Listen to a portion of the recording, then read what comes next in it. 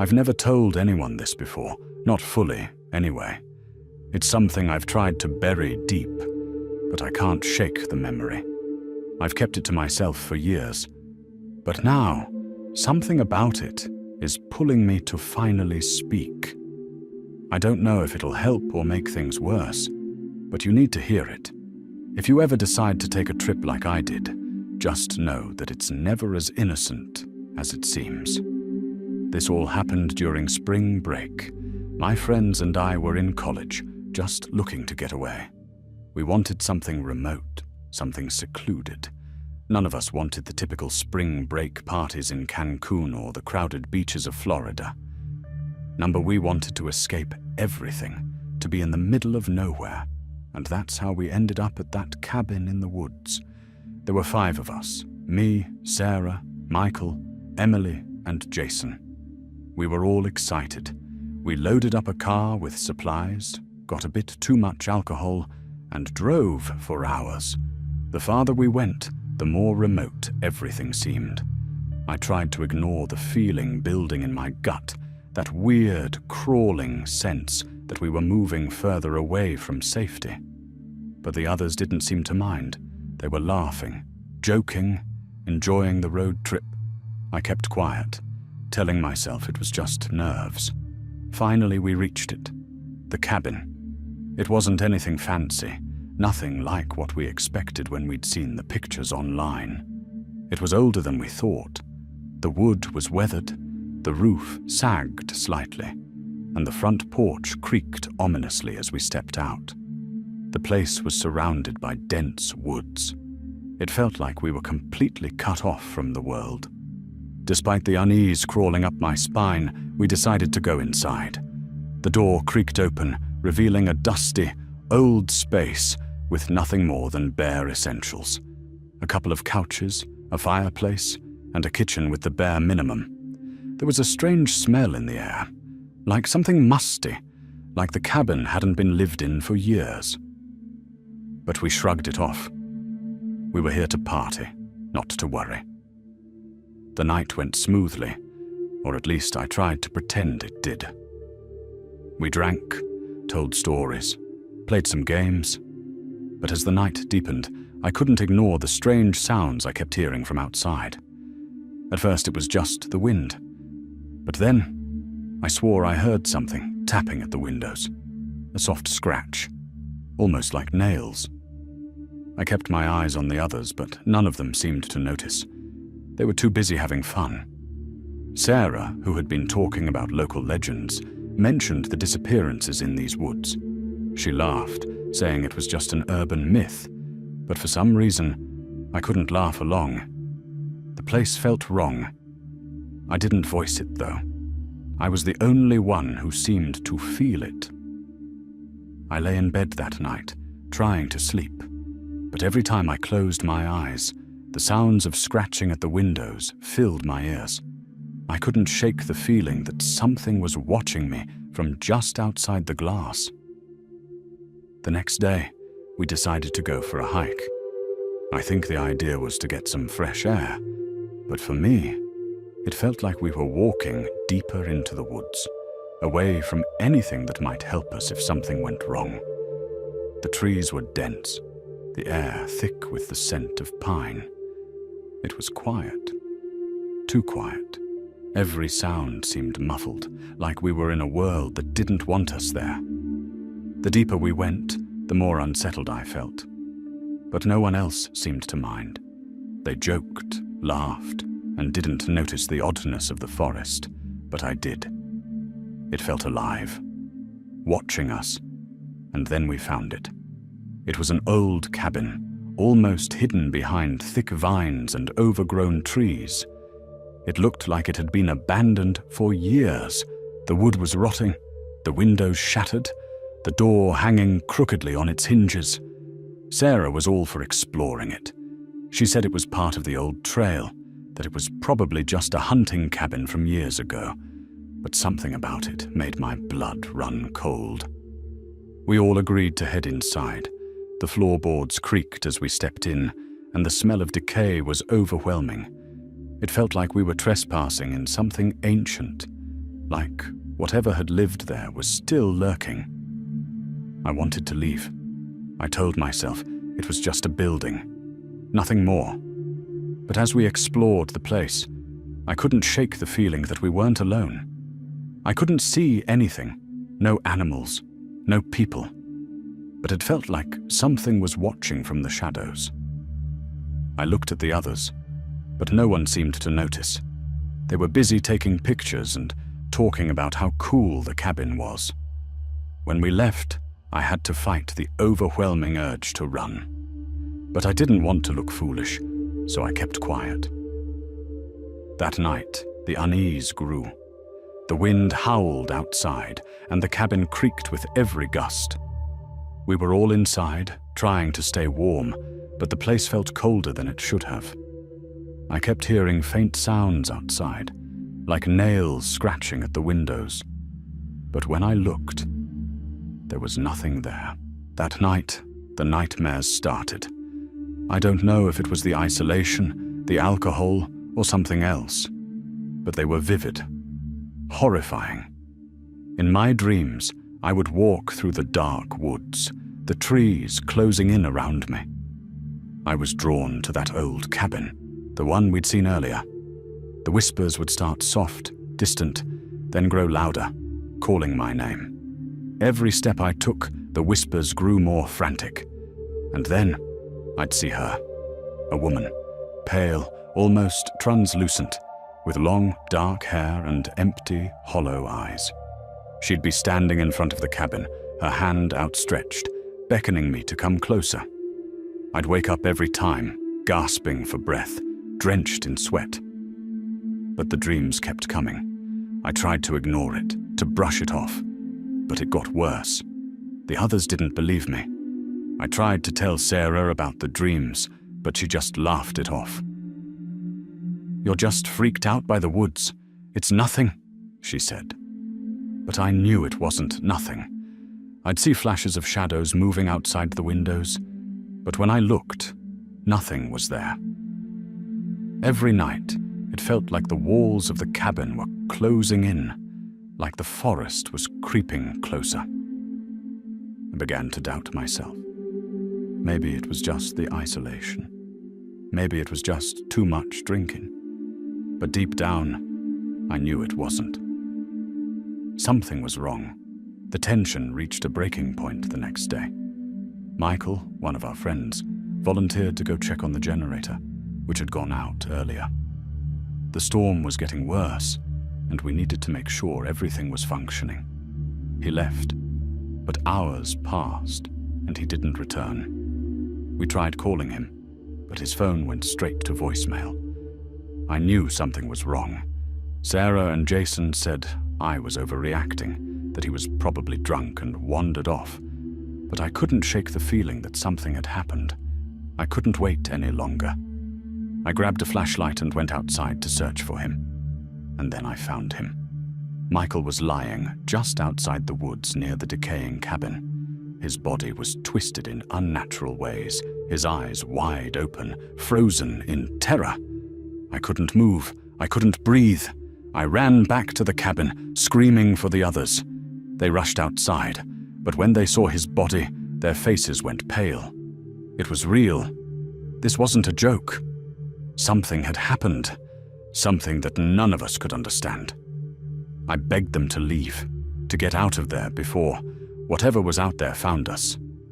But they refused. They were too scared to make a decision, too paralyzed by the horror of it all. Then, we heard it. The door to the cabin burst open, and there she was, the woman from my dreams, her pale face grinning in a way that wasn't human. The air grew cold, the wind howled louder, and the cabin seemed to groan under the weight of something sinister. And that's when I knew. We were never meant to leave. I don't know how I managed to escape. Everything was a blur, just pure, raw terror. I ran, blindly, into the woods. The woman's laughter echoed behind me, and I could hear footsteps following, too close. I didn't stop running until I reached a road where a car finally picked me up. I don't know what happened to the others. I never looked back, but I can still hear her voice sometimes, in the wind, the whispers. I don't know what happened to that cabin, but I know it's still there, watching, waiting. If you ever decide to go to a place like that, isolated, off the grid, just know that you're never really alone. And sometimes the forest isn't just trees and shadows.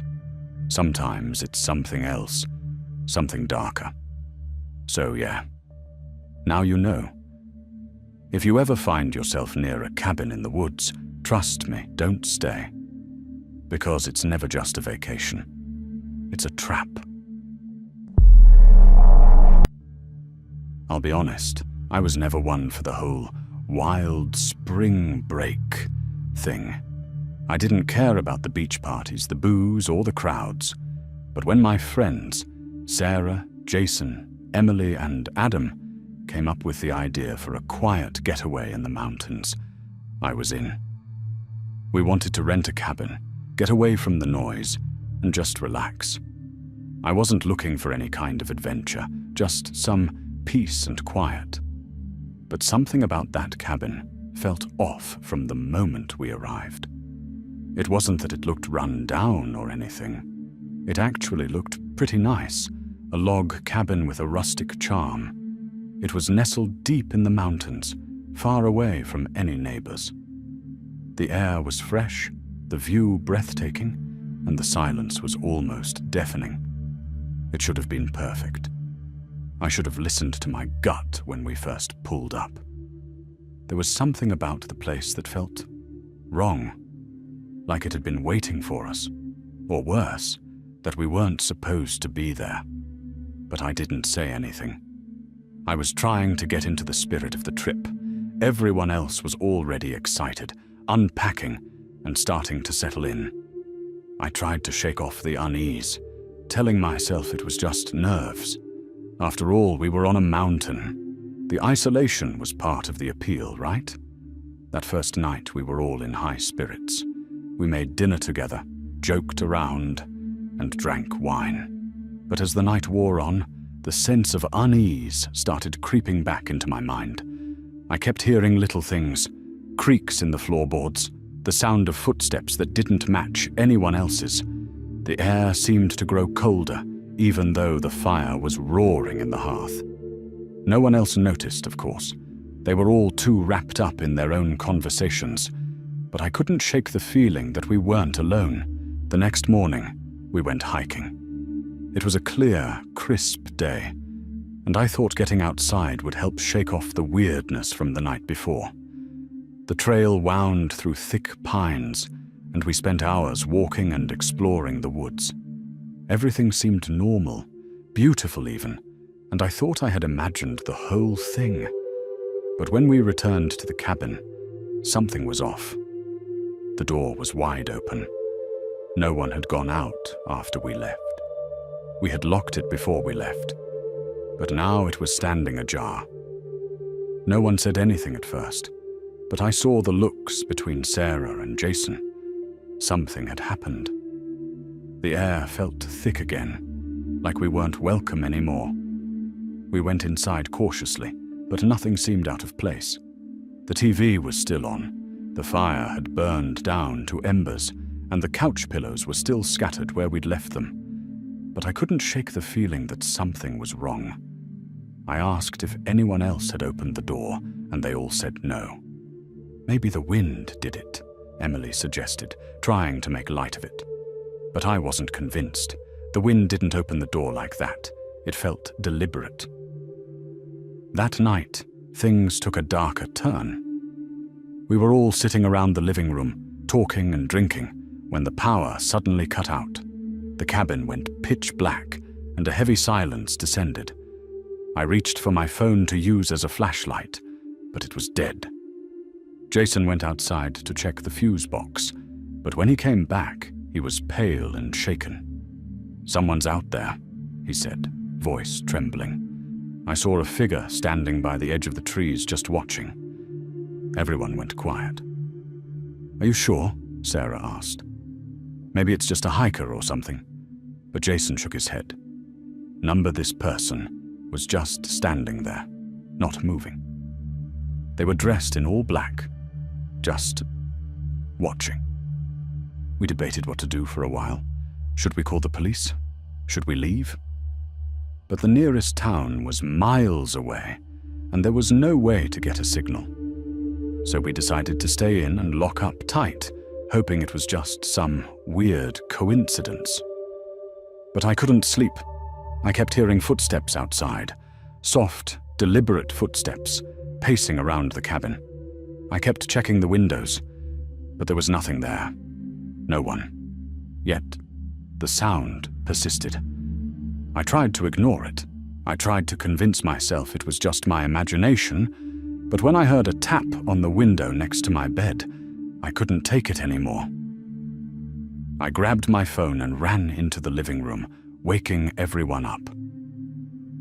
"There's someone out there," I whispered, my voice barely audible. "I heard them. They're watching us." Jason went to the window, but when he looked outside, there was nothing. No figure in black. Just trees, dark and still. But that didn't make sense. I had heard the footsteps. I had seen the figure. The next morning, we were all on edge. The strange occurrences continued, but now they were happening in broad daylight. The door would open by itself, only to slam shut when we tried to approach. The lights would flicker, sometimes going completely dark for several minutes before returning. The air felt thick, like we were trapped in some sort of invisible web, a place where time didn't quite flow the way it should. I tried to talk to Sarah about it, but she dismissed my concerns. "You're just tired. It's just the isolation messing with your head," she said. But then, that afternoon, we saw him. We were sitting on the back porch, enjoying the sunshine, when a man appeared at the edge of the property. He was dressed in all black, exactly like the figure Jason had described. He was standing there, staring at us from the tree line. We all froze. "Who the hell is that?" Emily whispered. He didn't move. He didn't say a word. He just stood there, looking at us. I wanted to scream, to run, but I couldn't. Something kept me rooted to the spot. The man's eyes were dark, hollow, and empty, like there was nothing behind them. Like he wasn't really there. And then, just like that, he turned and walked into the woods. We all sat there, not knowing what to do, what to think. We had to leave. There was no other option. But before we could even make plans, we heard it, a knock at the front door. We didn't want to answer it. None of us did. But somehow, we felt compelled to. When I opened the door, no one was there. The air was cold, even colder than it had been before. And on the doorstep, a single black feather. It didn't make sense. We hadn't seen any birds. There were no animals around, just that feather. And in that moment, I knew. We weren't alone. The power cut out again, and this time, we didn't even bother trying to fix it. We huddled together in the living room, the shadows closing in around us. No one dared leave the cabin after that. It felt like the walls were closing in, suffocating us. The footsteps outside grew louder, and then there was a knock on the window, right next to me. I looked, and for the briefest moment, I saw him, the man in black, his face pressed against the glass, staring directly at me. I screamed, but when I turned around, the others hadn't seen him. The window was empty. That was when we knew. It wasn't just a person. It wasn't just someone playing games. Whatever was out there, whatever was watching us, had never been human. We didn't even pack. We just ran. We bolted out of the cabin, down the mountain, not stopping until we reached the nearest town. And even then, I felt it. The weight of something. Someone still following us. Watching. None of us have spoken about it much since. We don't mention it. But I can't forget. The man in black. The eyes. The footsteps. I don't know what we disturbed at that cabin, but it's still out there, waiting for anyone foolish enough to come too close. You know those trips that start off as a joke and somehow turn into something you regret? That's exactly how this whole thing started. It was supposed to be a weekend getaway with a few of my friends, Nate, Olivia, and Ben. We were all kind of burnt out from school, and we just needed to get away, clear our heads, maybe get a little sun. So, when Nate found this cabin in the middle of nowhere, perfectly isolated, no one around for miles, we jumped at the chance. A secluded cabin in the woods, far from anything familiar, was exactly what we needed. I thought it'd be fun. Just us, some booze and a lot of laughs. No Wi-Fi, no distractions, just nature. But I should have paid attention when I saw the listing for the cabin. There was something off about it. Something about the description that felt too rehearsed. But I shrugged it off. We were all in our early 20s, too eager to escape the grind of life. And that's how we ended up here. We got to the cabin late in the afternoon, and everything seemed fine at first. The place was older, sure, but it had that charming, cozy vibe. A log cabin with a stone fireplace and big windows that framed the trees outside. But the silence. It was too quiet. I know that sounds cliché, but it felt like something was pressing down on us, keeping us from making too much noise. We joked about it. Perfect place to get murdered. Olivia laughed, her voice echoing off the empty walls. Just us and the killer in the woods. We all laughed, but the sound of our voices seemed wrong, like it didn't belong. As the night wore on, we settled in, had some drinks, and started talking. But as the evening stretched into the early hours, I noticed something strange. I kept hearing faint sounds, whispers, murmurs, like someone was in the other room. At first, I thought it was just the wind or the old house settling.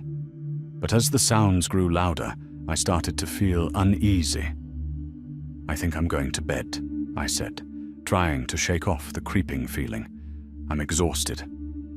No one seemed to mind, and I headed up to the small loft where I'd be sleeping. But that night, I couldn't sleep. The whispers kept coming, more distinct now, as if someone was standing just outside the door. I didn't get up to check, mostly because I was too scared to. The voices were muffled, but there was one thing I couldn't ignore. They were saying my name. The next morning, I didn't bring it up to anyone. They were all laughing and joking, unaware of the unsettling feeling that had gnawed at me all night.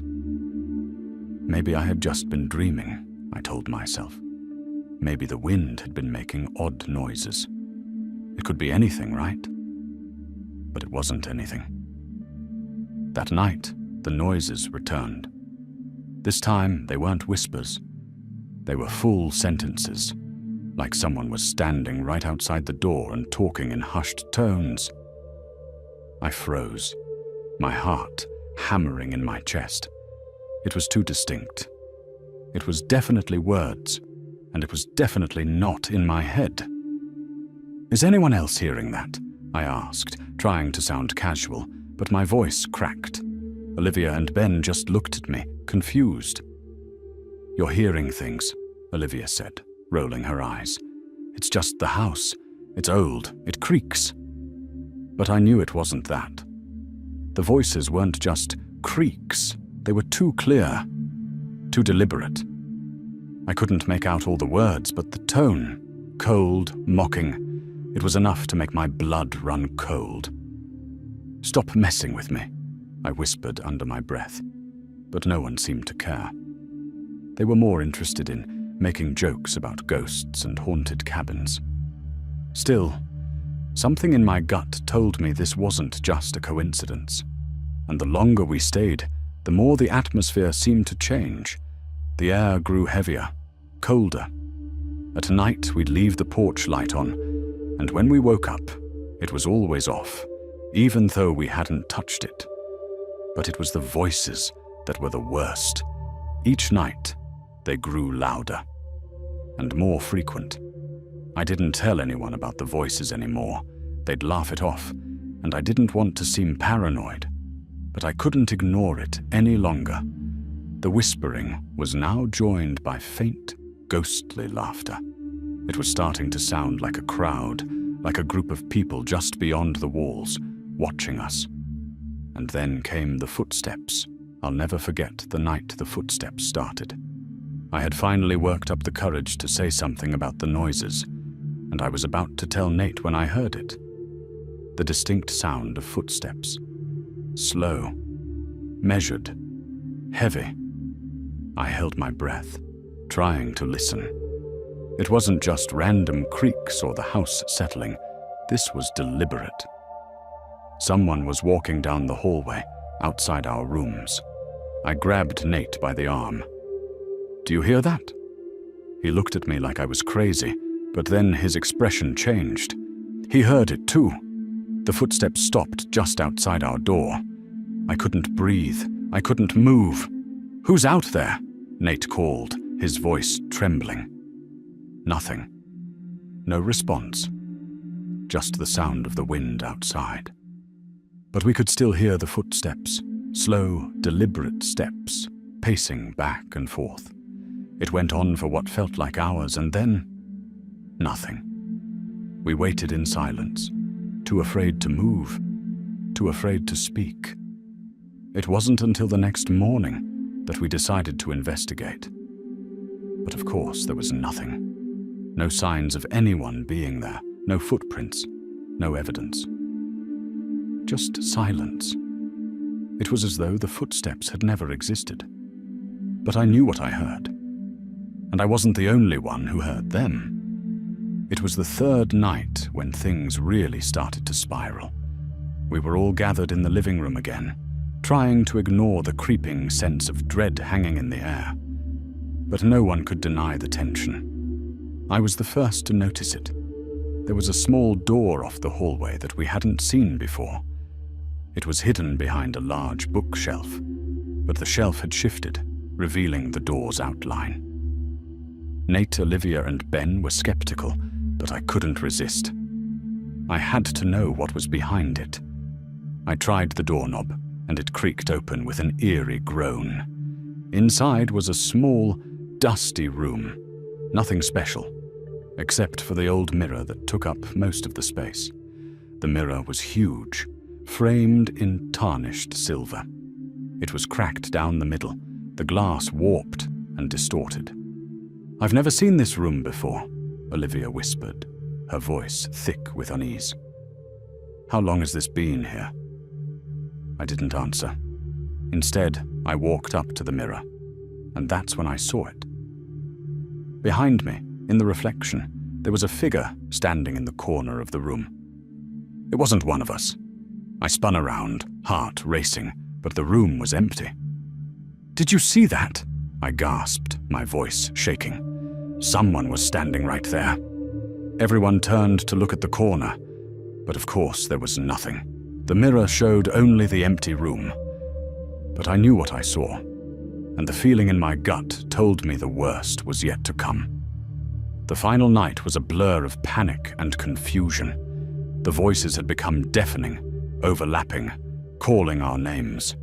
The footsteps had turned into pounding, thundering through the halls, and we could hear them even over the sound of our own screams. We barricaded ourselves in the living room, holding on to whatever we could find for protection. But it didn't help. The door slammed open, the wind howled through the cabin, and in the midst of the chaos, I saw something move in the darkness. It was the figure from the mirror.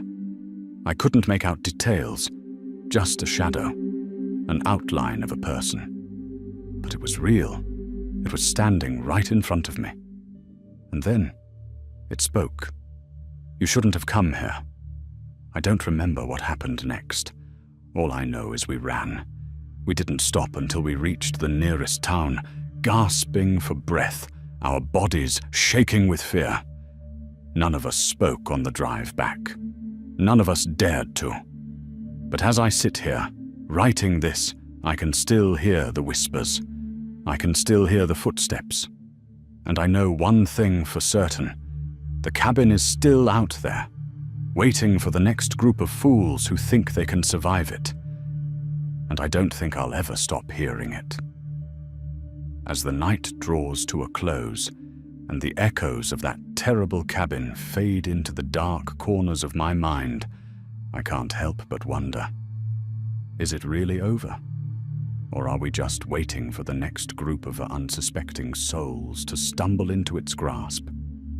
If you enjoyed this story, and if you think you could survive a night in a place like that, let me know in the comments below.